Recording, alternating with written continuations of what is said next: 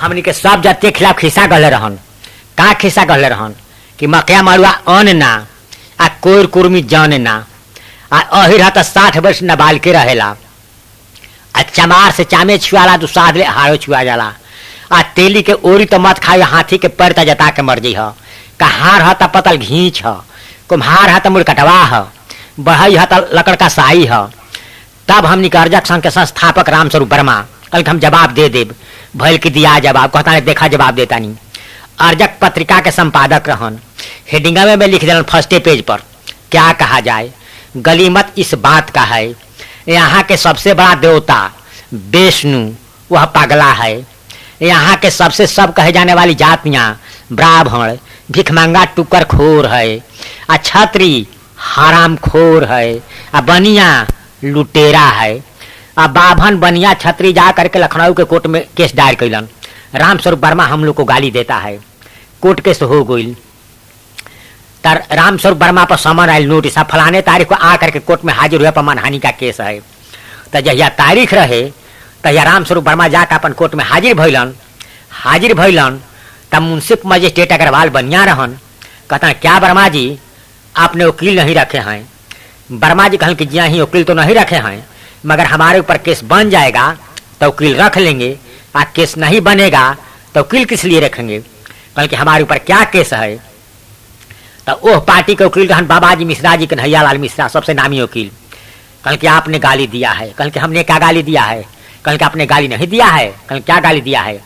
कहन कि आपने विष्णु को पगला कहे हैं ब्राह्मण को टुकर खोर कहते हैं छत्री को हराम खोर कहते हैं बनिया को लुटेरा कहते हैं इसलिए बड़ा भारी अपमान गाली क्या हो सकता है। कहन कि ठीक है।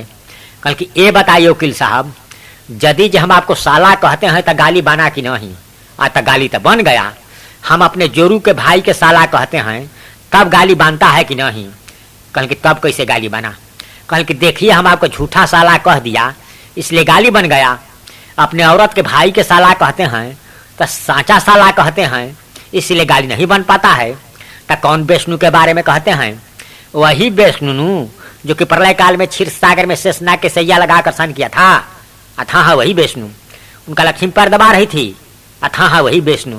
उनका नाभि से कमल के फूल निकल गया अथाह वही विष्णु। उसी से ब्रह्मा का पैदाइश हो गया अथाह वही विष्णु। कहन कि बताइए जबकि औरत साथ में है पैर दबा रही है अब मर्दवे अपना पेट से बच्चा निकलना शुरू कर दे तो क्या उसको पागला नहीं था और क्या कहा जाएगा।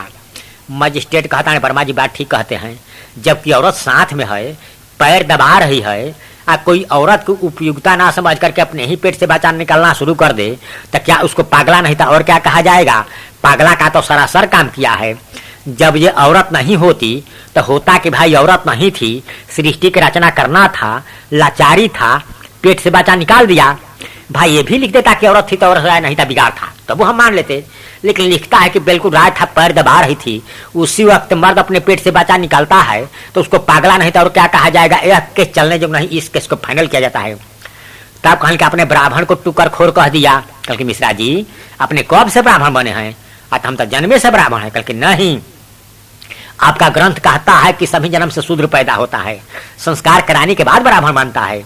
देखिए मुसलमानों पर एक झटका मरलन जैसे मुसलमान इंसान पैदा होता है कहता है कि अब हम इंसान नहीं रहेंगे अब इंद्री कटाकर मुसलमान बनेंगे आता है समुद्र बनकर लेकिन कहता है कि समुद्र नहीं अब नदी बनेंगे अपना अलग चिन्ह बना लेता है इंद्री कटाकर मुसलमान बन जाता है। उसी तरह से ब्राह्मण कहता है कि अब हम इंसान नहीं रहेंगे अब जनेऊ संस्कार कराकर ब्राह्मण बनेंगे। तो आपका जनेऊ संस्कार कब हुआ। आता हुआ 12-13 साल में की उम्र में। कल कि आपका जनेऊ संस्कार हुआ तब 5 घर से भीख मांगे कि नहीं मांगे। आता हाँ 5 घर तक भीख मांगे। कल उसी भीख को बनाकर खाकर आपका जनेऊ संस्कार हुआ। आता हाँ कल के बताइए जब ये टुकड़ा मांग कर खाकर ब्राह्मण बने हैं तब टुक्कर खोर नहीं था और क्या कहा जाएगा। मजिस्ट्रेट कहता है वर्मा जी हो बात ठीक है कहते हैं भीख मांगने वालों को तो टुक्कर खोर कहाँ ही जाएगा। भीख मांग कर खाकर आप ब्राह्मण बने हैं तब टुक्कर खोर नहीं था और क्या कहा जाएगा। ये भी केस चलने जो नहीं इस केस को फाइनल किया जाता है। तो कहन कि आपने छत्री को हराम खोर कह दिया। कहन कि छत्री कहाँ रहता है। अतः छत्री तो रहता है इसी देश में रहता है। छत्री का काम क्या है। अतः छत्री का काम है सुरक्षा देना छतरछा करना। कहन कि बताइए कितना दिन देश गुलाम रहा। आता रहा 1200 साल। जब देश गुलाम बन गया तब इस देश में छतरी रहा कि नहीं? आता छतरी तो है। कल के बताइए उस छतरी को हरामखोर नहीं तो और क्या कहा जाएगा? हरामखोर तो उसी का न कहा जाता है कि जो खाता है काम नहीं करता है। देश का अन्न खाता रहा, पानी पीता रहा, देश गुलाम बन गया, वह रक्षा नहीं कर सका। देश गुलाम बन गया तो पर भी कहता है कि अभी हम छतरी कायमे हैं, तो उस छतरी को हरामखोर नहीं तो और क्या कहा जाएगा? मजिस्ट्रेट कहता है वर्मा जी हो बात ठीक है कहते हैं, गुलाम देश में कहीं छतरी रहता है तो हरामखोर छतरी रहता है। ये भी केस चलने जो नहीं, इस केस को फाइनल किया जाता है। तब मजिस्ट्रेट साहब के भांज आ गई। मजिस्ट्रेट साहब अग्रवाल बनिया रहन, कहता क्या वर्मा जी आपने बनिया को भी नहीं छोड़ा, बनिया का भी लुटेरा बता दिया। कल के देखिए किसान और मजदूर उत्पादन करता है, अब बनिया क्या करता है कि हेरा फेरी करता है, इधर के माल उधर करता है और उधर के माल इधर करता है। हेरा फेरी करने वाला लाखपति करोड़पति बन जाता है और उत्पादन करने वाला आज तक गरीब के गरीबे रह गया। वह हेरा फेरी करके लूटने में लगा हुआ है। यहाँ का तो विकास और विनाश के भार है शूद्र के कंधा पर। शूद्र चाहेगा तो देश का विकास होगा, नहीं तो देश का विनाश होगा। बताएं जावना देश के प्रधानमंत्री कहीं पगला हो जाए और राष्ट्रपति गुंडा हो जाए, वह देश के विकास हो कि विनाश हुई। सब देवता के प्रधान विष्णु वह पगला है, सब देवता के राजा राष्ट्रपति इंद्र वह गुंडा है। इंद्र के बारे में उनका पोथी में लिखल बिना हमका सुधा सुंदरी के हाथ ना रहे, 10 गो परी हर घड़ी साथ में चाहिए। आज जब ओहू से उनका सेक्स के प्रति ना होता है, दूसरों की क्या अच्छा औरत देखा था पे जाके धावा बोलते रहन, माने देह लोग तो बर्बादे करते रहन, हमारे मृत लोगों के आके नाच देते रहन। आके हिला के सिर हर कैलन 22,000 अंडी के बस्ती बनारस में काहे बस जी? हिंदू संस्कृति के मानने वाला कौन राजा महाराजा बड़का जमींदार है जो उनकी रखन ना रखत रहे? सब भोग विलास में लिप्त भइलन, रतिया भइल के विदेश वाला करके दबोच करके गुलाम बना लेलस। लिखल बा कि समुद्र मथन भइल त 14 गो रात निकलल, त सुर आसुर दोनों मिलकर मथले रहन, दोनों में आपस में बंटवारा के लेके झगड़ा हो गई। तब विष्णु जज बन कैलन, अच्छा हम जज साहब आगे तोहर के फरियाद देता नहीं।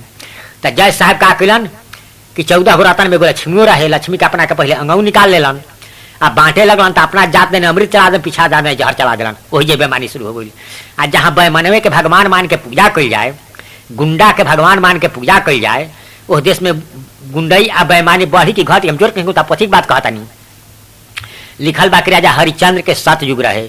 हम पूछनी के कमन जी के 7 युग रहे, अतः 7 युग तो रहले रहे। हम कहनी कमन जी के अतः राज पाट मेहरारू बेटा सब बेच करके दक्षिणा दे दिलन। हम पूछनी कोई हरिजन भाई के अतना का, कोई यादव भाई के अतना का, कोई कुशवाहा भाई के का अतना। हम पूछनी तब के करा के अतः पंडित जी के। हम पूछनी कि 7 युग भइल कि ठग युग भइल? हमनी के ठगे का नहीं उपाय भइल जी कि राज पाट मेहरारू बेटा सब बेच करके पंडित जी के दक्षिणा में दे दिलन, तो जियते स्वर्ग गइलन। तो कम से कम मरलो पर गाय बाछी लोटा छिपा तो सक तकिया पंडित यहाँ पहुँचाओ कि मरलो पर पहुँचाओ, तो के 7 युग कहा कि ठग युग कहा? माने हमनी के ठगे का नहीं उपाय भइल जी। आज कतनो हम पंडित जी के दक्षिणा दे दी, आज तक कुछ ना दिहन, इहे कह के कि जहाँ मरले के बाद तोहरा फर्स्ट क्लास के टिकट मिल जाई, कहिया दे मुँह तक कहिया दे स्वर्ग में जाए कि तो ना जाई। आज पूरा परिवार भीख मांगे लागे तो ओकरा के स्वर्ग स्वार्थी कह जाए कि धर्मात्मा कहे कि अपने स्वर्ग के स्वार्थ में पूरा परिवार से भीख मंगा दिलस। आ सब दुनिया जानता कि स्वर्ग एकदम परिवार के लेके ना जाए, अकेले जाला। हम अकेले स्वर्ग जाई आ पूरा परिवार से भीख मंगवाई, ऐसा तक काम सबसे घटिया ना आदमी करी जी कि अपने स्वर्ग के स्वार्थ में पूरा परिवार से भीख मंगवा दी। तो हमनी के खाली चश्मा कहता नहीं कि बदल, ब्राह्मणवादी चश्मा उतार द, मानववाद के चश्मा लगा ला, तोहरा सब दिखाई पड़े लगी। भ्रष्टाचार कैसे मिटी जी? जितना नया थाना बनल है, नया ब्लॉक बनल है, ओकरा में एगो मंदिर खाड़ हो गई है। आ सांझ खानी जाके का कहतान, एक घड़ी पुनि आध घड़ी, आधो में पुनि आध, तुलसी संघत साधि के कटे कोटि अपराध। माने एक घड़ी आध घड़ी आधो में आध तनिया के भजन कर दो तो सब अपराध कर जाई। दरोगा वीडियो तो 10-20 आदमी के सतावता, आई कहता के करोड़ पाप करा के तनी भजन कर दो तो सब पाप खत्म। खुद राम कहतान कोटि विप्र बधला गही जाही, आयु सरंत जो नहीं ताही, सनमुख हो जी मम जबही, जन्म कोटि अघना सही तबही। कहता है करोड़ों ब्राह्मण के हत्या करके अगर जो कोई शरण में आ जाला तो हम ओकरा के तेजी ना शरण में ले लिहिला।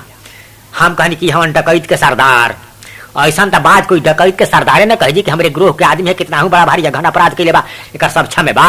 अगर जो अपराधी अपराध करे आ अपराधी के दंड ना दिल जाए तो अपराध बढ़ी की घटी, ऐसा बात कोई डकैत के सरदार कहेला। तो ई जब तक व्यवस्था चालू रही तब तक अपराध कहीं न मिट सकेला।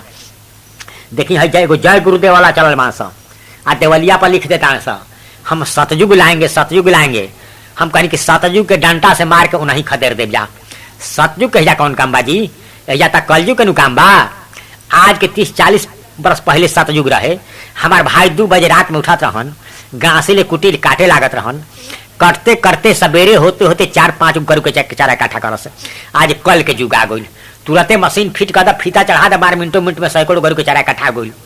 हमने के मतारी बहन के 6 महीना ढेका में धान कूटे में उसने में देह महकत रहे। आज बड़का बड़का राइस मिल खुल गई, माँ ट्रक धान डाल करके चारू बना के निकाल लो। आज हेजा भाषण देता नहीं, काल टाटा जाए के बाद सांझ के रेल में चाहे बस में बैठब सवेरे जाके उतर जाई। ये कल करमा था नु। जर्मन जापान में 100 मन पत्थर गलावल जाई तब 25-30 मन लोहा निकली। अमेरिका में 100 मन पत्थर गलावल जाई तब 40 मन लोहा निकली। हमारा यहाँ 100 मन पत्थर गला दिल जाई तब 65 से 70 मन लोहा निकल जाई। आगे के दुनिया उहे सबसे मालदार मानल जाई, कहे कि हर आवे वाला समय में हर काम मशीन से होई। आज जरा सब मशीन लोहा के बनी, आज जरा फिर सबसे ज्यादा लोहा रही दुनिया में सबसे मालदार मानल जाई। लेकिन दुनिया में सबसे ज्यादा हमारा यहाँ लोहा बा, हम कर्जा के कटोरा लेके घूमतानी। बिहार के मुख्यमंत्री केदार पांडे भइलन तो एके बेरी 20,000 ब्राह्मण के नौकरी दे देलन। लिख देलन कि हर हाई स्कूल में, हर मिडिल स्कूल में एगो संस्कृत मास्टर अनिवार्य रूप से बहाल कर जाई। संस्कृत भाषा ना बोलचाल के भाषा है, ना राजपाट के भाषा है। सुनले बानी कोई के बतियावत संस्कृत भाषा में, चाहे राजपाट के दरखास्त संस्कृत भाषा में दियाला, खाली बाबा जी के ठगे वाला काम में आवेला। पूरा पृथ्वी पर एक आदमी नहीं जेकर की मातृभाषा संस्कृत होके, खाली बाबा जी के ठगे वाला काम में आई। ओकरे खातिर हर हाई स्कूल में, हर मिडिल स्कूल में एगो संस्कृत मास्टर अनिवार्य रूप से बहाल भइल। आज जगन्नाथ मिश्र जब ये मुख्यमंत्री बनलन तो 1640 स्कूल अलगे से संस्कृत खोल दिलन। वो 20,000 मास्टर के 3,000 के हिसाब से जोड़ब तो 6 करोड़ पेमेंट होता। आ ये 1640 स्कूल के मास्टर के महीना जोड़ब तो 2 करोड़ और बढ़ जाये, माने 8 करोड़ हर महीना में पेमेंट बा। ये लुटेरा के संस्कृति ना रहित, हमार कमेरा के संस्कृति रहित तो ये जितना संस्कृत स्कूल खोले बा एक जगह पर हम माने टेक्निकल स्कूल खोल देती। हमारे टाटा में, बोकारो में, दुर्गापुर में, बरनपुर में, रावलकिला में, भिलाई में 1 नंबर के इस्पात लोहा बनता। रेल पर लाद के चल जाता कलकत्ता, आ कलकत्ता से पानी में के जहाज पर लाद करके चल जाता रसिया में, जापान में, अमेरिका में। हम कहते कार्य दुनिया वाला अब तो हम कच्चा लोहा ना सप्लाई करब, रेडीमेड सामान सप्लाई करब। जितना संस्कृत स्कूल खोले बे करे जगह पर हम टेक्निकल स्कूल खोल देती। हमारे लड़का नौकरी के बिना मारल जाता, घड़ी बनावे के, रजिस्टर बनावे के, साइकिल के, मोटरसाइकिल के, कार के, जीप के पुर्जा बनावे के हम टेक्निकल ज्ञान दे देती। यह लोहा हर घर में 4-5 हज के मशीन बैठा देती। यह लोहा घर घर में सप्लाई करती। हमारा लड़का सब पुर्जा बनावे के काम करित, वह पुर्जा हम विदेश में सप्लाई करती। हमारा करोड़ों आदमी के काम मिलित। तब खोले के चाहे टेक्निकल स्कूल तो खोला था संस्कृत स्कूल। संस्कृत से बेकारी देर हुई, देश के दूर हुई, बेकारी दूर हुई टेक्निकल ज्ञान से। जापान बिहार के जैसा देश बा, छोटा देश बा, लेकिन दुनिया के सुप्रीम देश के बन गई टेक्निकल ज्ञान बढ़ा करके। जापान में कोई खनिज पदार्थ नहीं थे। हमारा यहाँ से ऑस्ट्रेलिया से कोयला मंगावाता, हमारा यहाँ से पत्थर खरीद के ले जाता, गला के लोहा बनावाता, और तब दुनिया के सबसे सुप्रीम देश बन गई। हमारे चौधरी महाराज सिंह भारती 1 महीना के दौरा पर गई रहन जापान में। आकर के अध्ययन करके बतावलन कि जापान में ये ढंग के शिक्षा नीति बा कि जवन लड़का 2रा-3रा क्लास में पढ़े लगी वही घड़ी ओकरा माइंड के जांच हुई, कौना तरफ लड़का के दिमाग बहता, जौना तरफ लड़का के दिमाग बहता वही बात के ओकरा के एगो टेक्निकल ज्ञान दियाए लगी। 7वां-8वां क्लास तक जाते जाते ओकरा 14-15 साल की उम्र हो जाई और ओकरा एगो टेक्निकल ज्ञान मालूम हो जाई। घड़ी बनावे लगी, ट्रांजिस्टर बनावे लगी, साइकिल के, मोटरसाइकिल के, कार के, जीप के पुर्जा बनावे के ओकरा एगो ज्ञान मालूम हो जाई। तब हो जाके सरकार का करी कि ओकरा घर में 4-5 हज के मशीन बैठा दी, 4 घंटा मशीन पर बैठी उत्पादन के काम करी, 4 घंटा स्कूल में जाई पढ़े खाती। अब ओकरा बाप मातारी के फिक्र रखे हमारा लड़का पढ़ाओ के, लड़का एंगेज हो गई। 4 घंटा में आता ना माल प्रोडक्शन कर दी, उत्पादन कर दी कि ओकर पढ़ाई खर्चा, खाना पीना, लाता कपड़ा सब से निकल आई। और बाद 4 घंटा जाकर के स्कूल में पढ़ी, 8 घंटा ओकरा ड्यूटी देवे के बा। अब बराबर लड़का लड़की के दोनों के बराबर के पढ़ाई बा। अगर ये कहीं मर्द का लड़की के काम करे चल जाए जापान में तो जाके लड़की मजाक करके भगा दी, बहुत चोर मालूम पड़ता है, कमचोर मालूम पड़ता है, बैठल बैठल लिखने के लिए चलाया। और जाइए खेत में खटिए, कारखाना में खटिए, खान में खटिए, लिखने पढ़ने के लिए तो हम लोग भैया हैं। तो हो जाके लड़की सब माने की लड़की के काम में, शिक्षा के काम में जितना लिखे पढ़े काम सब हो जाके लड़की लागल बा। मरद बात खेत में, खान में, कारखाना में लागल बा, तब ना दुनिया के सबसे सुप्रीम देश बन गई। हमारा यहाँ जहाँ कोयला बा, वो जे पत्थल बा, हमार आदमी नौकरी के बिना मारल जलता, ऐसे की हिजा लुटेरा के संस्कृति बा, या मानव ब्राह्मणवादी संस्कृति बा, ओजा गौतम बुद्ध के मानववादी संस्कृति बा, मानववाद से गाइड हो रहा बा, ये ब्राह्मणवाद से गाइड हो रहा बा। ऐसे ब्राह्मणवाद के मिटा करके मानववाद के जब यह संस्कृति बनावल जाई, तब जाकर के देश तरक्की करी। जब तक ये ब्राह्मणवाद रही तब तक देश के कहीं न तरक्की कर सकेला। कोई संस्कृति के 4 गो खम्भा होला, विचार, आचार, संस्कार आ त्योहार। विचार ओकरा कहल जाला कि जे अपना बुरा लागे दोसरका के साथे मत व्यवहार करी। जैसन हम दोसरका से अपना प्रति व्यवहार चाहतानी, इहे व्यवहार हमरा दोसरका के साथ करे के चाहिए। हमार कोई अपमान कैलस, हमरा बहुत बुरा लागल, हमू दोसरका के अपमान करब, ओकरा बुरा लागी, ऐसे कोई के अपमान ना करे के चाहिए। विचारी कहता। आचार कहल जाला खान पान, उठन बैठन, बोल चाल के केकरा साथ कैसन आचार व्यवहार कायम करे के चाहिए। तो ई ब्राह्मणवादी भी आचार व्यवहार विषमता पैदा कर दिलस। ई व्यवस्था दे दिलस कि कुछ ऊंचा जाति के आदमी रही आ कुछ नीचा जाति के। ऊंचा जाति नीचा जाति के आहो अरे कह के चाल करी। नीचा जाति ऊंचा जाति के मालिक गौआ सिंह जी, पंडित जी, तिवारी जी कह के चाल करी। ऊंचा जाति नीचा जाति यहाँ जाई तक कही कची ना हम पकी खाई। नीचा जाति ऊंचा जाति यहाँ जाई तक है कि जौने बनल बा तौने खा ला, आ खैला के बाद करी कि थरियो मल द। यानी खान पान, उठन बैठन, बोल चाल में विषमता पैदा कर दिलस। सबसे अच्छा समाज ओकरा के मानल जाला जौना समाज में खाए पिए में समता होखे, उठे बैठे में समता होखे, बोले चाले में समता होखे, उहे सबसे अच्छा समाज मानल जाला। असल ये चीज गायब हो गई तो हमनी के विषमता मूलक आचार व्यवहार मिटा करके समता मूलक आचार व्यवहार कायम करी जा। शादी असरा 2 गो संस्कार होला।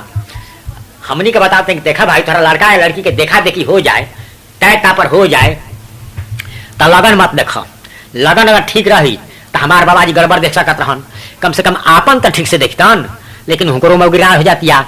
इससे पता चलता कि लगन झूठा बात है। आ जौना घड़ी हमनी के खरमास मनाइला जा, वही घड़ी ईसाई धर्म इस्लाम धर्म के शादी होला। हमारा से हर तरह से अंगा निकल गई, बल में, बुद्धि में, विद्या में, शक्ति में। तबे तो हमरा 1000 साल गुलाम बना के रखलस। हम कैसे मानी तू लगन दे के चलता तो ही पिछुआई रहता, आ जौन बिना लगन में चलता उहे आगा निकल जाता। इतिहास माना जी मुसलमान अंग्रेज हिंदू के 1000 साल गुलाम बना के रखलस। आ जौना घड़ी हमनी के खरमास मनाई तौने घड़ी शादी करेला। प्रकृति के कोई असर पड़े करी तो ओकरो पर पड़ी, लेकिन कुछ ना पड़ल। इससे पता चलता कि लगन कौनो चीज ना, सालों भर शादी कर। ब्राह्मणवादी बियाह हमनी के बिकवा देता। का एक दिन तिलका कर, एक दिन मरवान कर, एक दिन भातवान कर, एक दिन चौठारी कर, एक दिन गौना कर, एक दिन डोंगा कर। बेमतलब के ना काम बाजी। एगो बियाह खातिर हम 4 गो 5 गो प्रयोजन दी, समय बर्बाद होता, शक्ति बर्बाद होता, संपत्ति बर्बाद होता। तो हम बताइए कि देख भाई तोहरा लड़का के देखा देखी हो जाए, तय पर हो जाए, तो लगन मत देखो। लगन अगर ये ठीक रही तो हमारे गड़बड़ देख रहा रहन। हाँ, समय शक्ति संपत्ति के बचाव, मतलब माने तिलका के दिन मत धर, एक दिन बरात के दिन धर। आ ठोस बरात लेके आव कि लड़की वाला के कपार पर ज्यादा बोझा मत होके पावे। आ बरात लेके आव तब पालकी के सवारी मत ले आव, काहे कि कोई सवारी समय सुविधा ख्याल से बनेला। पालकी के सवारी में ना समय के ध्यान बा ना सुविधा के ध्यान बा। एक आदमी के 4 आदमी लेके चली, आ ओतने चली जतरा हम चलब, समय ना बाची। अच्छा, बैठे के कोनो सहूलियत नहीं है। दिन भर पालकी में बैठल रह जाए तो सांझ खानी डांड लकड़ी आ जाए, टैठ होकर नहीं बैठ ना सकेला। आई बेमतलब करे काम बाजी। 4 गो टांगे वाला, 1 गो टंगाए वाला, आ 4 को 5 के 5 व्यस्त। तो ऐसे ही जंगली काम आज छोड़ दो। देवी देवता के पूजा पाठ मत करो।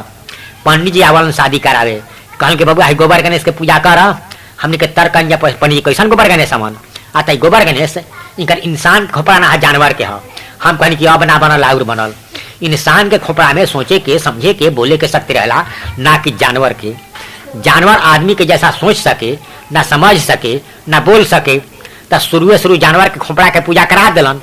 ऐसे कि इनकर जानवर के तरह जब बुद्धि हो जाई तबे तो दहीने बावे अरिये जेने जेने कहते ने चली हन। तो हम तर्क कनी अच्छा पंडित जी जानवर के खोपड़ा कर कैसे हो गई। तो शिव पुराण में कथा कहले बान कि पार्वती स्नान करत रही आ मैल छोड़ा के गणेश जी के लड़का बना देली आ द्वार पर बैठा देली बबुआ रखवारी करा कोई आवे मत पावे। ई कतना सफेद झूठा बुझाता जी। जरा फाटक लगावे के हैसियत नहीं करा भला लड़का बनावे के हैसियत बा। अपन फाटक लगा देती किली लगा देती अपन ठाप से नहीं जरूरत का रहे लड़का बनवाला के। लेकिन देखली कि फाटक लगाए में बड़ा तरुजत बा लड़के बना दे आसान काम बा। आसान वाला काम कर दे लड़का बना के बैठा देली। लड़का रखवारी करे लागल। उन्हीं से केनहू से घूमत फिरत शिव जी आ गुलन। शिव जी कहता कि हम अंदर जाई। गणेश जी कहता कि हम जा ही ना दे। यही में दोनों बाप में झंझट हो गई। शिव जी का कल खीसी में त्रिशूल से मार दल मुड़िए कट गई। आ मुड़ी काट के जब अंदर गुलन तब पार्वती कहता करे महाराज रवा चल कैसे नहीं हो हम रखवार बैठल रही। कहीं कि तोहार रखवारवा तो हमारा जो झंझट कैला हम तक खीसी मार दे मुड़िए कट गई। कल बड़ा गड़बड़ कहीं एगो लड़को बनाऊ तो मुड़िए काट के मुगा देनी। अब रवा जियाई नहीं तो हम प्राण दे दे। अब सोची शिव जी त्रिलोकीनाथ हमन आगना में से द्वार पर जाता जियावे खाए तो मुड़िए ना पाता। त्रिलोकीनाथ के भला मुड़ी ना पाता होला। उ तो तीनों लोग खो सकत रहन जी। कश्मीर में कोनो हाजी के बार मस्जिद में चोरी हो गई रहे तो गुलजारी लाल नंदा गृह मंत्री रहन तो चापा चापा सीआईडी लगा के बार के पता लगा लेलन। लेकिन त्रिलोकीनाथ खोजते खोजते हार गईलन। बाकी मुड़ी नहीं ऐसे नहीं मिलल। तब कहल कि जैसे हो तैसे जब हम प्राण दे बिना लड़का के जी ना सकिला। तब बेचारी का करस इतना बढ़िया साजन रहन एगो हाथी के मुड़ी काट के आ लेके ओकरे में फिट कर देलन। अब बताई लड़का के गर्दन रहला एक गिली में हाथी के गर्दन रहला एक अखबार में। हथिया के गर्दन वाला इकड़ा गर्दनवा पर धल जाई तो लड़के वो हमें समा जाई। बाकी जोड़ जाड़ के फिट कर देलन नट भाल्टू पर कस देलन। तब हाथी के मुंड बोला था कहता कि बाबूजी हमरा के सवारी द। तब बाबूजी सवारी का देता हन तो एगो चूहा। बताई तब घर के चूहा पहलवान हो तो हम आदमी के लोट खींचत रहन। हाथी के मुंड रखल तो 2-4 क्विंटल के आरो करो वजन बढ़ जाई तमना के लोट चूहा खींचता। देखी कैसे संस्कृति बढ़ जाला। बड़े बड़े पढ़ल लिखल आदमी विद्वान आदमी ताशा पर रामायण गवाता। मनुष्य के तना पौला हाथिया के मुडवा हो गन नायक देवता। पहले तोहार हो खाता सुमिरनवा हो गौरी के लाला नमा। हम पूछनी कि ज्ञान बढ़ावे वाला गीत गावता जकिया ज्ञान बढ़ावे वाला काहे हम 1000 साल गुलाम रहनी। यही अज्ञानता करन न जी। अरे गीत तो ऐसा गावे चाहे जमुना से कि इंसान में राज भक्ति बढ़े स्वाभिमान बढ़े। एक ढंग के गीत हो चाहिए आती है बिना सिर पैर के गीत बिना तथत्र के गीत गा गा करके सारा के सारा देश अज्ञानी बन जाए। एक नतीजा कि हमने 1000 साल दूरबीन देखे के पड़ल। तो ये हमने कहते कि भाई तथत्र के कसौटी पकस जौन बात सही उतरता के मान इनका मत माना इनका एको तत्व उतरता एको तर्क उतरता। कहता कि जाना मत खाली मनते चल जा। जे जिंदा पर खाटी पर बैठल दे के जरत होखे आ मरले के बाद कहे कि हमरा के दान दक्षिणा द हमरा से पिंडा पाराव हम तोहरा के स्वर्ग भेजतानी। ई माने के बात ह। जियता पर तू खाटी पर बैठल दे के जरता हो मरला के बाद स्वर्ग में बैठे देबा कि धसोर देबा। हमार विवेक बुद्धि गिर गइल बा सोचे समझे के काम छोड़ देले बानी। तबे त गाय बाछी लोटा छिपा तो सक तक क्या देतानी। हम पूछिला कि हेजा के तोहार गुरु बाबाजी आ कहता कि लोकसभा में विधानसभा में जाए गुरुगई करे। हम पूछला कि सपना देखता ऐसा होला। छोटका जगह के गुरु बाबाजी बड़का जगह के तू हेजा बुझाई बाबाजी के हेजा बुझाई तोहारा। हेजा के पहले बुझा तो हेजा के सपना देखी ह। विश्वनाथ प्रताप जी प्रधानमंत्री बनलन तो हमनी के 27 का आरक्षण दिलन जबकि हमनी के बैकवर्ड के संख्या बा 52 आ 27 हमनी के 1 डिग्री ज्यादा 26 दूनी 52 होला 1 डिग्री ज्यादा बा आधा दिलन। तावना खातिर कतना बस आ रेल जरा दिलन आ देही में आग लगा के जरे लगलन। जे जियता पर हमरा के एगो टुकड़ा नहीं खेदेल चाहत उ मरला के बाद हमरा के स्वर्ग में बैठे दी आ कि धसोर दी। हमार विवेक बुद्धि गिर गइल बा सोचे समझे के काम छोड़ देले बानी। तबे त गाय बाछी लोटा छिपा तो सत्य के देतानी। हमनी के बेटी बहन जब रोटी पकावेला त कहला कि देख रे पछिला रोटिया बेटवा के मत देहे नहीं तो ओकरा पछिला ज्ञान हो जाई। अब कहला कि तोरा बेटवा के पछिला ज्ञान होइबे करी काहे कि पहला पुआ त बाबाजी के खिया देता आ पछिला पुआ अपने खाता। एक बेरी तोहरा निखे बुझात ही तेना न तेना गोती ना सा है ना महाजन सही का पहले कोई हित लुगा लेके आइल बा कोई धोती लेके आइल बा कोई आटा लेके आइल बा कोई चूड़ा लेके आइल बा। उनका के नाश्ता करा के बैठा दा आँखी में खींची लागता का भाई तब पंडित जी खियन तब न आलू पूरी बुनिया गम गमाए लागी तो लड़कवा माई के जाके नोचे लागी।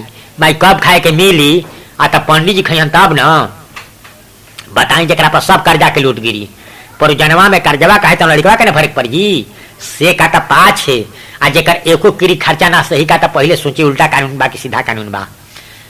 आखी में धूर कतना झोंकलन कहीं कि पूजा पाठ कर तर जइब, गाया पिंडा पर आव तर जइब, सत्यनारायण के कथा कहाव तर जइब। हम पूछनी तर के अर्थ का भाई पंडित जी आ तर जइब माने ऊपर भी हाथ फेंकी हन तब बुझाई के ऊपर फेंकतान। तर के अर्थ भइल भाने तरे न जी पूजा पाठ कर बाकी तरे रह, गाया पिंडा पर आव बाकी तरे रह, सत्यनारायण के कथा कहाव बाकी तरे रह। हम कहनी कि आपका गढ़ा खोद खोद अबले तक खाटी पर बैठला हमनी के नीचे बैठा होला आपका गढ़ा खोद खोद कि अबो करवट लेबे दे बाप मन बियाई बात रहल बहुत दिन तरह जा आवलन शादी श्राद्ध में त काना धैले बान कहन कि ए जा जमान माने हम जज आ तू मान मतलब हम हई जज आ जौन फैसला करता त मान लहे सुप्रीम कोर्ट के फैसला है। तो हम कहनी कि तू जज तने हम हूँ जज हमनियों के जजमेंट देतन जा मला डला के शादी करावतन जा मरले के बाद शोक सभा करावतन जा जजमेंट देतन जा। सारा विकास के जड़ सत्ता जेकर हाथ में सत्ता रहला ओकर विकास होला आ सत्ता के जननी है संगठन जेकर बढ़िया संगठन रहला ओकरे हाथ में सत्ता आ जाला। जौना समाज के बुद्धिजीवी ठीक हो जाई ओकरे हाथ में सत्ता आ जाई। तो इंदिरा गांधी, जगन्नाथ मिश्र, बिंदेश्वरी दुबे, भागवत आजाद के नरसिंहा राव के राज हो गई। माटी के ऊपर के तबाबा ये सब नौकरी करे चल गईलन। वो प्रोत्साहन के काम करता वो 2-4-5 क्लास जे पढ़ल बा नौकरी में जाए लायक नहीं छे उहे ना प्रोत्साहन के काम करता। हमारे पिछड़ा समाज में हर गांव में हर जात में doctor, overseer, engineer, professor, master, MA, BA हर गांव हर जात में पैदा हो गई। अब 2-4-5 क्लास के बाबा जी हमारा घर शादी श्राद्ध में आवतान। हमरे इंजीनियर साहब, ओवरसियर साहब, विज्ञान साइंस पढ़ल बान मास्टर साहब कहता कि बबुआ है गोबर गणेश के पूजा कर तब विज्ञान पढ़े वाले के बुझाते गोबरा में देता गोबर के पूजा कैलन आ तब कहन कि तनी हमारे पैर पूजियो कर तब पैर पूजियो कर दिलन। हम कहनी कि शर्म से सर झुका दिला यही खातिर तोहरा के BA पास कर रहा तोहरा नहीं बुझात 2-4-5 क्लास पढ़ा बान हो तू BA पास कैले बड़ा हो आ 2-4-5 क्लास वाला के सामने सरेंडर बोल जाता हो पैर पूजी करता हो तोहरा मन में हीन भावना न बा। कोई विद्वान आदमी बान हम बुद्धिहीन आदमी बानी वो शुद्ध आदमी बान हम अशुद्ध आदमी बानी तो शुद्ध के सामने अशुद्ध हिस्सा मिलेला, विद्वान के सामने बुद्धिहीन के हिस्सा मिलेला। हिस्सा मिला बरोबरा के पटीदार के तो हम कहता नहीं बरोबर बना पटीदार बना तब हिस्सा का अधिकारी बनवा नहीं तो पैर पर नाक लगे वाला के हिस्सा ना गुजारा मिलेला। तो हमारे आदमी के मन में हीन भावना पैदा हो गई बा। जब तक हीन भावना निकली ना राज सत्ता हाथ में आई आ निकल करके ओकरे हाथ में चल जाई। देखे के मिलल 1.5-2 साल में विश्वनाथ प्रताप चंद्रशेखर आउट हो गईलन, नरसिंहा राव के 5 साल खिंचलन। 1.5 साल में देवगोला गुजराल खत्म हो गईलन, अटल बिहारी वाजपेयी आकर के बैठ गईलन। दुनिया में कहीं मिसाल नहीं कि अल्पसंख्यक बहुसंख्यक पर शासन करत होके नमूना यही देश में देखे की मिलता। 90 सैकड़ा पिछड़ी जाति की जनसंख्या 10 सैकड़ा शासन कर रहा बा। आ जब तक की संस्कृति रही तब तक कोई प्रधानमंत्री के पोस्ट ब्राह्मणी के हाथ में कोई ना हटा सकेला। देखी दुनिया में सारा दुनिया के सरकार कानून बनौले बा कि झूठ बोलत खानी कोई पकड़ा जाये 50 का मुकदमा हो जाई, कोर्ट में साबित हो जाई, 6 महीना सजा हो जाई। अनंत भादो के अनंत के पंडित जी आवलन अनंत भगवान के कथा कहे आ छिपा में पानी ध देलन कहीं कि हाथ लगा के ढूंढ हाथ लगा के ढूंढे का ढूंढाता आता पंडित छिपा में के पानी ना आता कह कि क्षीर सागर मथतानी तो कहीं के क्षीर सागर मथतानी पावल आता कहाँ कुछ पावनी आता कह कि अनंत फल पा गई तो अनंत फल पा गई। पानी का पार पर चढ़वा दीहन, पानी का पार पर चढ़वा दीहन। अपना हूँ झूठ बोलन उनको से झूठ बोलवलन